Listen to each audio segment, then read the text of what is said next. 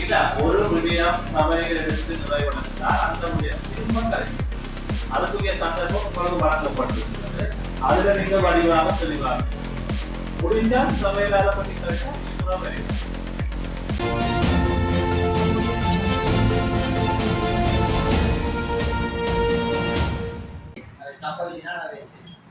சம்பவிச்சுன்னா அந்த வட்டார ரீதியான செயற்பாடு அப்படி போயிட்டு போனோம்னா நாங்கள் போய்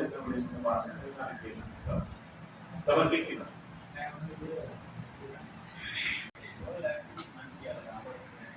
நாங்கள் அது அவர்களுக்கு நாங்கள் வழங்கின ஒரு ஒப்பந்தம் அடிப்படையில் நாங்கள் போய் பாக்கியராஜ் மத்திய அளவு திருவிழான்னு சொல்லி ஒரு மாதமும் இல்லாட்டி ஒரு நாளைக்கு தான் ஒப்பந்தம் நாங்கள் செய்யணும். ஒரு மாதத்துக்கு தான் செய்யணும். மாதத்துக்கு விழா நம்ம ஓடினாங்க ஓடாட்டினா ஏதோ ஒரு ஒப்பந்தத்துக்கு தான் போவோம். நான் மத்திய தென்னிட சபைக்கு தேசிக்கு மாதிரி போகிறாங்க.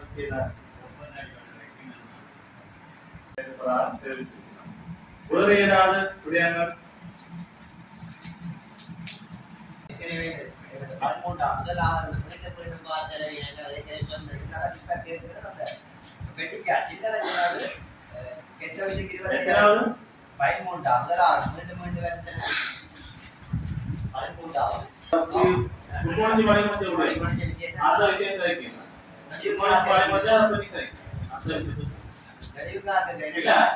ஒரு விடயம் சபையில் எடுத்து நிறைவடைந்தால் அந்த விடயம் திரும்ப கிடைக்கும்.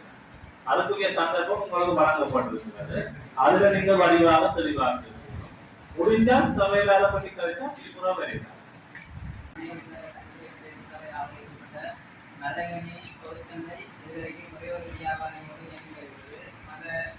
சந்தையை இயக்க வேண்டிய காரணத்தினால் சில பெற்றோர்களோடு அந்த விடயத்தை